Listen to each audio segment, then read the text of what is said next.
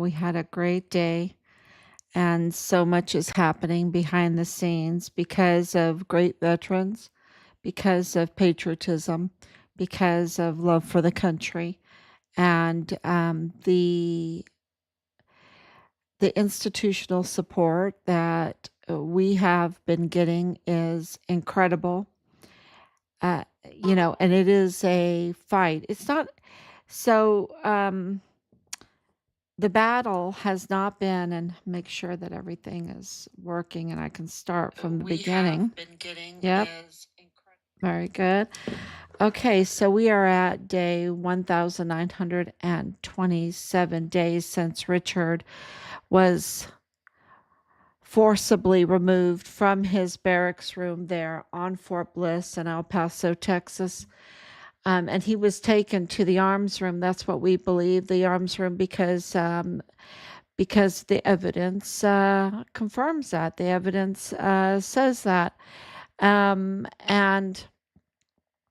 when the general says no expenses spared, renovate that arms room to the fullest, and of course, when you go on to Fort Bliss, so many things need to be renovated.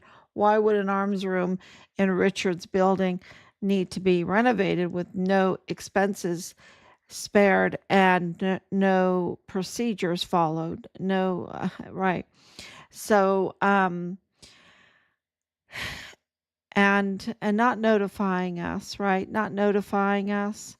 Um, the cover up was very, very obvious, very real. His life was taken from him. We posted the seal that was on the door. We made a video out of it. Anything to get the public's attention, because we are a government that is of the people, by the people, for the people. And it's not by Congress, it's not by the president, it's of the people and by the people and for the people. The president's not a king, and the Congress is not a king. And um, so we have had to work day in and day out to uh, notify the public, because of course, this case has been covered up. There's been something called shadow banning of our live streams.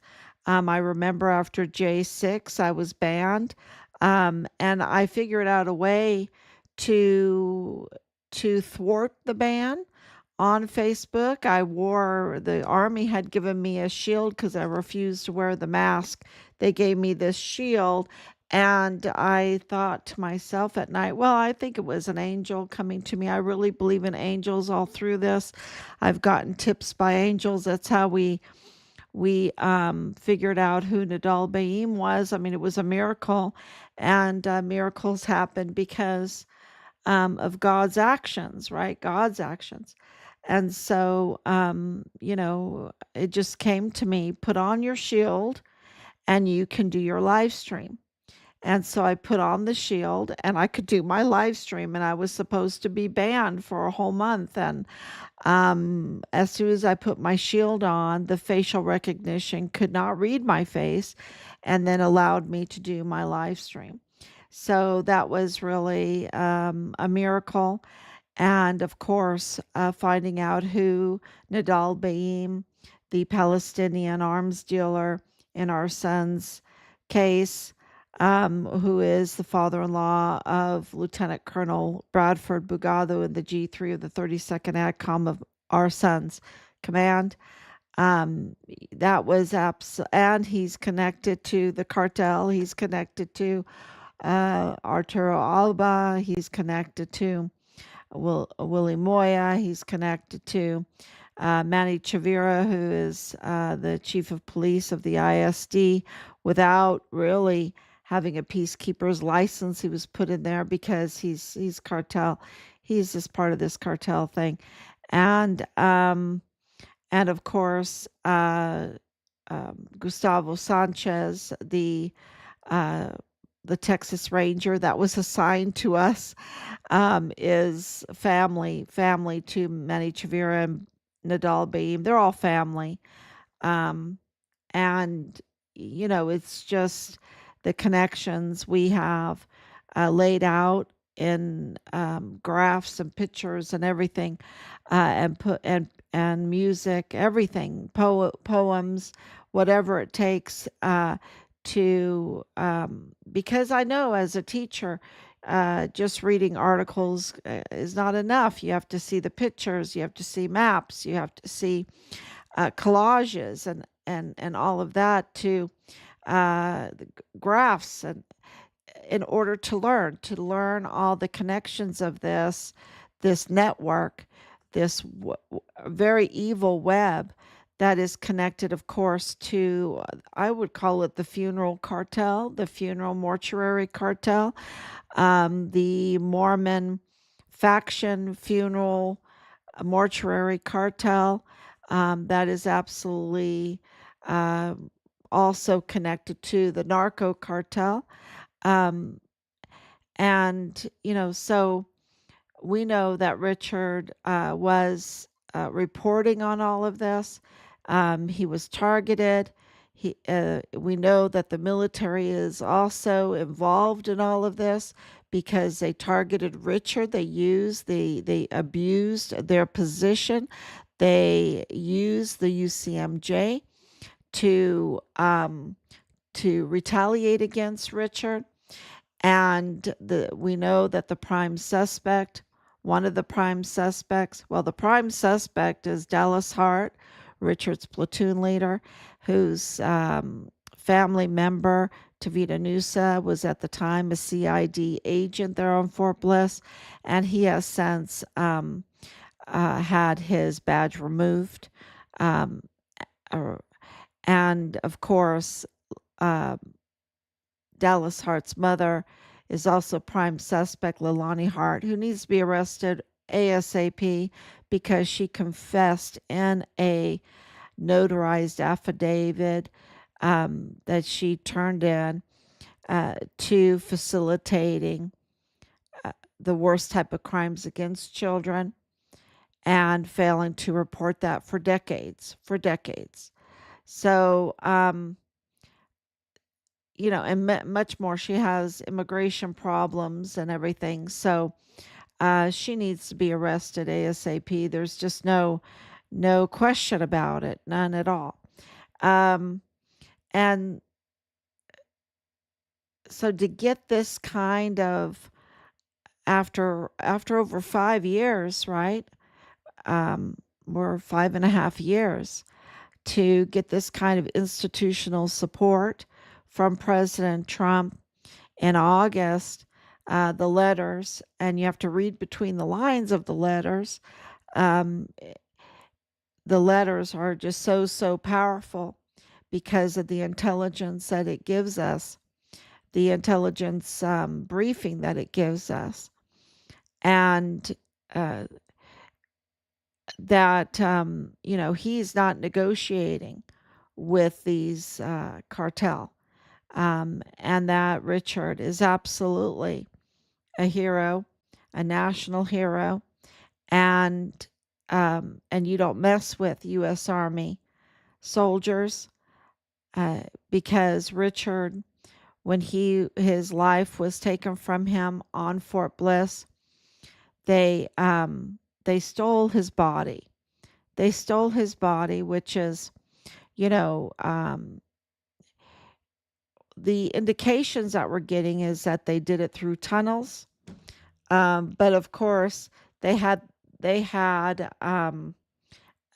well, Leilani Hart had an intimate relationship with a lot of people, and what we've been told is that it's also with the director of emergency services at the time, who controls all the gates and the passes and everything, for that, and that was uh, Kane, right? Director Kane, Thomas Kane.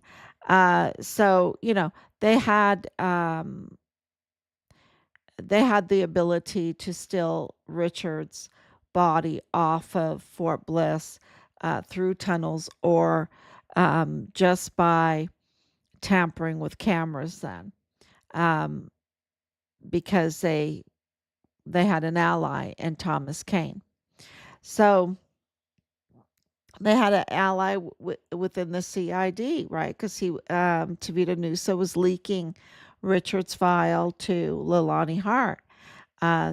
We know that. We have a witness for that, whistleblower witness for that, that absolutely was turned in. And of course, I think that made, well, I know it did, made Lieutenant General Sean Bernabe very nervous, but they, of course, went in full force retaliation and cover up mode to cover up the whistleblower in Richard's case that identified the prime suspects, that identified the leaking of the files. And this is, uh, you know, every day to tell the story, to collect the evidence uh, that we know is true, right? We know it's true, and the evidence keeps piling up, corroborating everything that we've been saying because there's so much evidence for it. There's so much. And, uh, but everybody is different, and some things will um, then, trigger or uh, make someone understand what's going on here, be it the 500,000 children that were trafficked through Fort Bliss, uh, be it all of the drugs, the substances that have been trafficked, and that those drugs were being brought onto Fort Bliss to compromise our soldiers, being brought into the barracks to compromise our soldiers. That tells you that the leadership sucked. I mean, there's no other way to put it. There's no other way to put it that they, well, I guess you can say they're traitors. They're traitors. There's no excuse for the leadership to not have beautiful barracks and cleaned up barracks and regulation abiding barracks, because we give them everything. We give them everything. It is interesting that Woody Hunt controls like 80% of the housing for our military, from what I understand. And he is, really, um, he's a prime suspect to me. He's a prime suspect because he's the none of this would happen if he didn't want it to happen. Because when you're a billionaire like that, with that kind of control over the city, over Juarez, over that border area, over the politics in Texas, and Texas is huge. Texas is one of the most powerful places on earth, and to have power over it like that because of its huge economy. Um, none of this would be happening if Woody Hunt had good intentions, but he doesn't. He doesn't have good intentions at all. He's rotten. He's rotten to the core. He's um, the what he has allowed to happen is so despicable and so egregious. Um, the manipulation of our military, the manipulation of our politics. Look at, you had Tony Gonzalez, Representative Tony Gonzalez, that wanted to report him. And the next thing you knew that he was not reporting him. And the next thing you knew, his girlfriend, even though he's married, so he's committed treason against the family. His girlfriend was lit on fire. She also had a husband and a child, and she died. She's dead now, and you know, he thinks that he can continue with that with that happening in his life. And this is why the people need to know all of this, because we have to lift our standards. We have to lift our standards. And the only way we're going to lift our standards is that we get information to understand the consequences of what is going on, right? And to know our power as the people of the country. And if you give your power over to people that are illegally in this country, right? Or have bad intentions for this country, um, then our life is going to be full of chaos and crime and terrible, terrible things, like what has happened with Plenitud Crematorium, where you have a uh, funeral mortuary uh, cartel, really narco cartel, that infiltrates to the highest levels in Chihuahua, because um, and all the people know it there.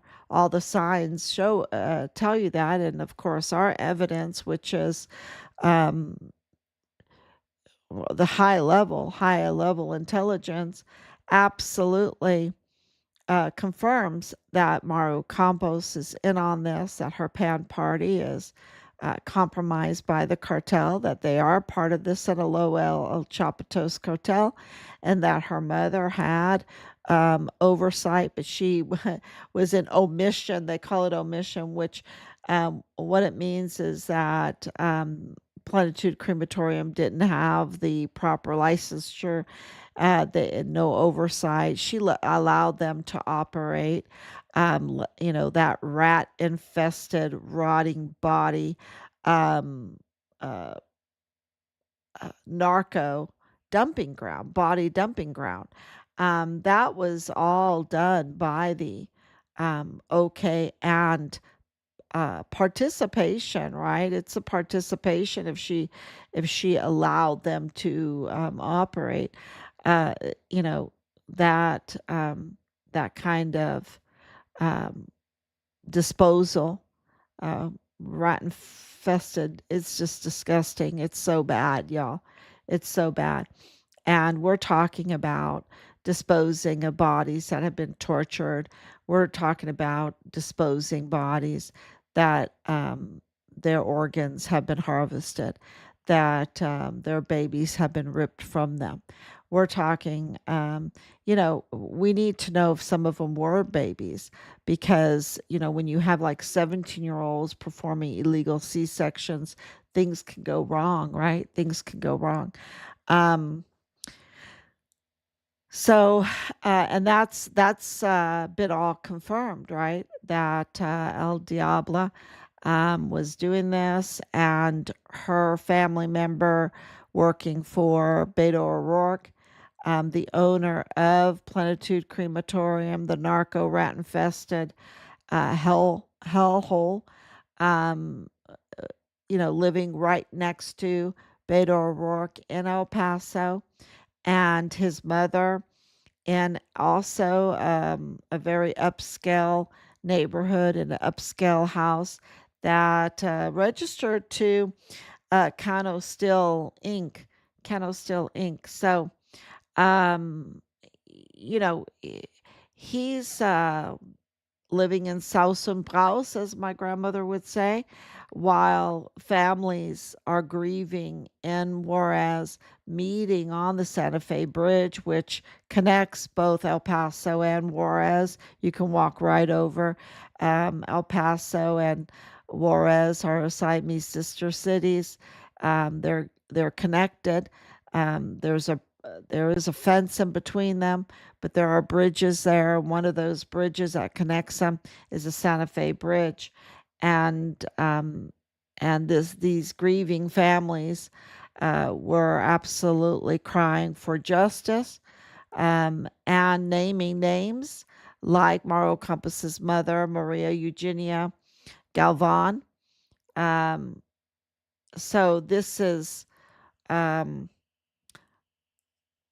support again. This is support again because they wouldn't do that in Mexico if they didn't have support. If they, because they don't have the freedoms that we have, so they don't have the press support. Even though we don't have press, but uh, it's a little bit tighter there. It's even tighter there. So of course, with President Trump being the new sheriff in town, he's the one that revealed all this. Of course, with Cesar Peniche, he was the prosecutor at the time. His house has been raided, $20 million mansion house in a very, very upscale area in Chihuahua. So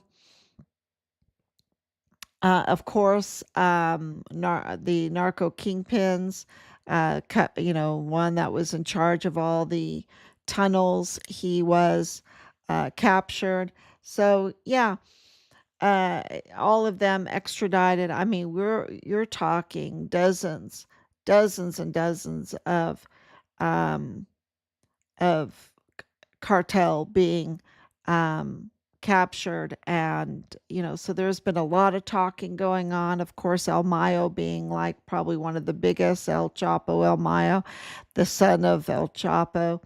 And it is the Chapitos faction of the Sinaloa cartel that are part of the PAN party, which is the governing party in Chihuahua right now. So, all of this is, of course, Scheinbaum came up and told Mario Campos, the governor, you're done. Really, she said, you're done. Um, and so, a lot of things are happening behind the scenes, and there is some deadlines coming up that are very, very important that we're looking forward to. We'll see what happens with those deadlines. Um, from certain things happening that will absolutely help our case. Absolutely help our case. So let me see if I can play something for you. See if I can. Um,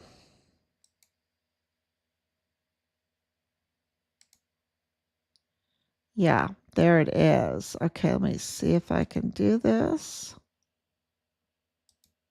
We're going to walk down to the Capitol, and I'll be there with you. And we fight. We fight like hell. We're going to walk down to the Capitol, and we're going to cheer on our brave senators and congressmen and women.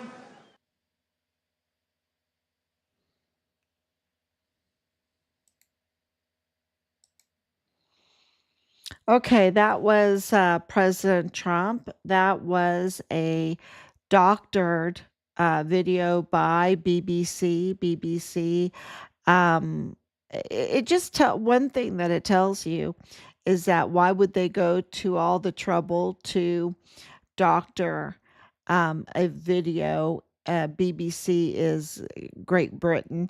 Why would they go to that much trouble to doctor a video of January 6th um, of President Trump to, instead of him saying, we're going to support our Congress, they got him, they doctored it for it to be fake news, right? Fake news to say that he's going to go there and fight.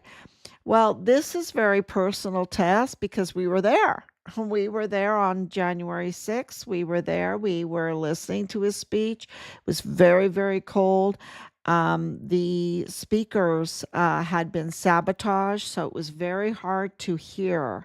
Okay, it was very hard to hear. Um, you had to get up really close to hear him. That's when he's speaking at the White House, the eclipse. And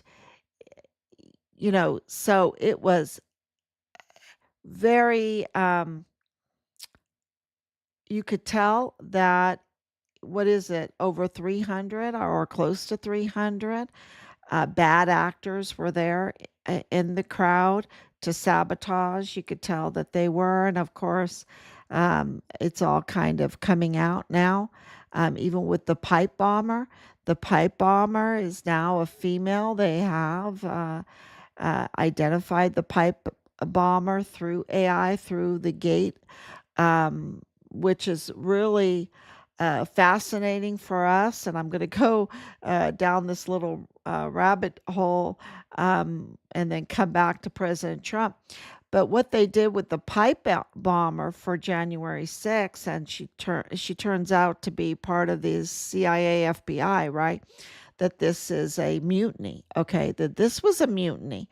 And I can tell you right now, I know it was a mutiny because I was there and I was working the crowd. I was working the crowd because I was handing out hundreds of prayer candles for Richard, and I was handing out hundreds of flyers for Richard and talking to people about our son's case. And so I met a lot of people, and I can tell you right now, I know that there were bad actors there. I've said it from the very beginning that there were bad actors there and that they were trying to get us to come close together to try to get us to trample, because that's when they started um, uh, uh, shooting the tear gas at us. But, these are patriots that went there. President Trump has his support are patriots. They're absolute. I can confirm that because I was there. A million people. Of course, you had bad actors that were trying to sabotage. It didn't work. It didn't work. They had chaos up at the Capitol. They tried everything they could to get to get that chaos. Okay, and you're talking about a million people, and they had to fabricate. They were so desperate because of um, uh, the perfect speech that President Trump gave, that they had to doctor the speech. Okay, they had to doctor the speech. He was not inciting any kind of violence. There was never any inciting of violence there from him, um, or the patriots. The people that were inciting the violence were the mutineers. The mutineers that were had the had these tear gas bottles, I mean, and trying to get us angry or whatever. But it just didn't happen in the area that I was at. It didn't happen. And I know they've lied about how a couple of the people were killed. Um, and so many people that were walking into the Capitol, they were waving us up there, y'all. They were waving us. I didn't go up there, but they were waving us up there. They were waving us in. They wanted, there was instigators there. There was no doubt about it. Now it's proven, and now it's proven. Now it's been confirmed, and now even the doctoring of President Trump's speech is now confirmed, and BBC has now had to admit it. They admitted it, and those responsible, the boss, the highest people in BBC, and BBC is big, y'all. BBC is, these are big jobs. They make a lot of money. Well, he had to resign. So you work very, very hard to get in this place, and then you do these evil things. And then, and I think that more than just resign, he needs to be held accountable for what he did. Because so many people went to prison, their lives were ruined because of the lies that the media and of course the mutineers were telling during that time, and it's all coming out. And this is important to this case because it corroborates that the target always was President Trump, and because Richard was a federal witness in favor of President Trump's policies, he was a target. He was a major target.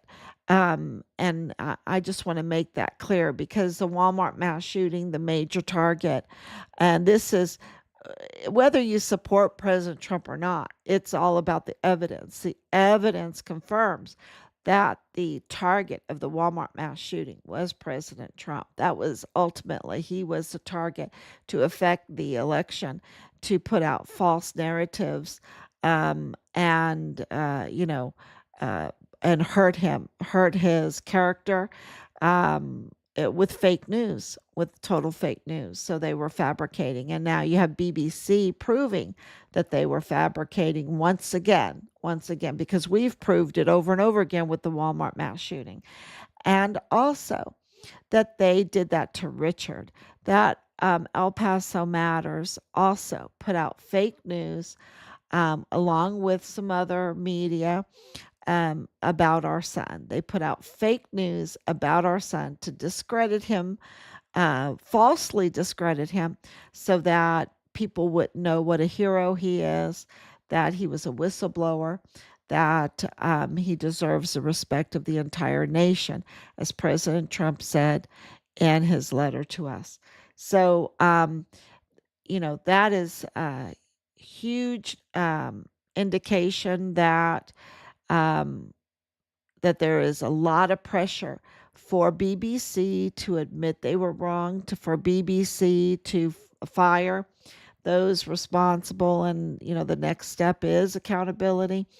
Um, that tells you there's a lot of pressure, and that pressure is being exerted in Juarez, in Mexico City, with Scheinbaum. That's why Scheinbaum went up um, to Juarez to tell Maru Campos, "You're done. You're absolutely done." And there's just a lot of pressure being exerted from the institutions to get Richard's remains, and that is where we are right now. And that's why the stories about the confirmations about the organ um, trafficking, the organ harvesting coming out of DNI, confirming that this is now, for the years we've been told that this is what's happening, but now it has been confirmed that this is, and now we know how they did it, with through this funeral mortuary cartel network. Okay. And that goes to university, hospitals, the black market for all of that. That's going to be coming out too. And it's big money. And one of the biggest monies for that is the corneas, because, people want the corneas, they want to see. And they make a lot of money off of the corneas. Um, and then, of course, the kidneys, liver, heart, pancreas, the skin. Skin is a big one too. So, this is what's been happening. And you have 500,000 children being trafficked through Fort Bliss, so many people being trafficked, and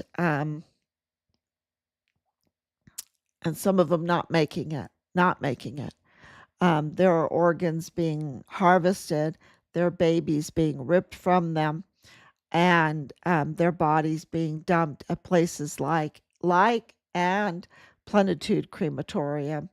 And so, because of the connection of the owners, the history of these funeral homes being so connected to Richard's case. Okay, I'm just going to tell you that's all going to be coming out.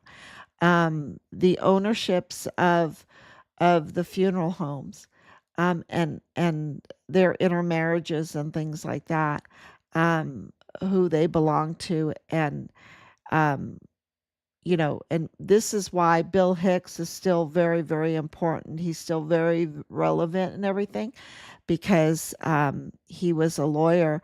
He was the lawyer for Purchase Funeral Homes. And clearly, he did everything he could to obstruct this case. Okay. And the Walmart mass shooting. Okay. Everything he could. So he's a very important figure in all of this. And it will come out um, who's behind all of this. And of course, because the connection is so thick, so heavy, so confirming that, Richard's remains, partial remains, ended up at Plenitud Crematorium. And so we're in the negotiation for his body. We still have not had a memorial for him. We still have not had a funeral for him. We have refused that. We had to fight to refuse that because the Army wanted to pressure us. Um, um, like, I guess it was 2 years ago. I guess it was. I have to get the exact date, but they gave us like 48 hours to get to El Paso because they were going to have a memorial for Richard. And we said, no, you're not. No, you're not. You're not going to have a memorial for Richard. They were going to give us 48 hours to do it. We had to work like crazy because we had to force them to not have the memorial for Richard. And they didn't. So they didn't mention his name. And we're very, very grateful for how that all came to be, how we won that victory. So it's been one victory after the next, and this hell, and this hell that we have been put in, and so we want our son's remains. We want a proper funeral. Um, And I would recommend, I'm at the point right now from everything that I know, from everything that my family knows, and especially from my husband, since he's a retired physician assistant. Um, no cremations, no cremations, because the bodies, if they're cremated, that's a destroying of evidence. And you're talking about um, bullet wounds and trajectory of the bullets, the type of bullets. You're talking about destroying a body that um, may have had their organs harvested, their babies ripped from them, and the evidence then destroyed, right? Burned, um, and of course they have chemicals and all of this stuff. It's just been hell to have to go through this and to learn about this and to talk about this and to know that Richard's remains were brought there. It's just it's nightmarish, absolutely nightmarish, and that this group would do such a thing, you know. But it's a lot of money, y'all. It's a lot of money, and they do it for the money, and that means that they have no love for humanity, no love for their countries, be it Mexico or the United States, no love for the future, no love, no love for anything. I mean, they're just absolute demons that do this. So, money's not everything, right? Money's not everything. You don't sell your soul. You just don't sell your soul, and this requires selling your soul. It's just that gruesome. It's just that evil. Um, so to know that what they put Richard through, and that I know a lot of souls are crying out, right? I know a lot of souls are crying out. They're not at rest after being put through something like this. They're not at rest. They want justice. And that's why I know that Richard is haunting these people, absolutely haunting them and crying out for justice. He is not at rest, y'all. Okay. I can tell you that right now. And we really pray that, like the miracles that we've had through all of this, that we will have a miracle of finding his remain. Well, we know where they're at, to force that, like Cesar Hargi, like Maru Campos, like the agencies that were in charge, like Carlos Manuel Salas. Carlos Manuel Salas, the prosecutor for the North Zone in Chihuahua, he's absolutely responsible for all of this. And then, of course, our embassy there, or the consulate there, and over uh, in El Paso, you had the county judge, Ricardo Samaniago, dining, fine dining. I mean, we're talking about very expensive dining with the owner of Plenitud Crematorium. And now we have the worker that was there, that was arrested, is now dead. Okay, is now dead. That's witness tampering in my book, because and that's in the custody of Carlos Manuel Salas. Okay. There seems to be, this is a mutiny. This is not about Republican Democrats.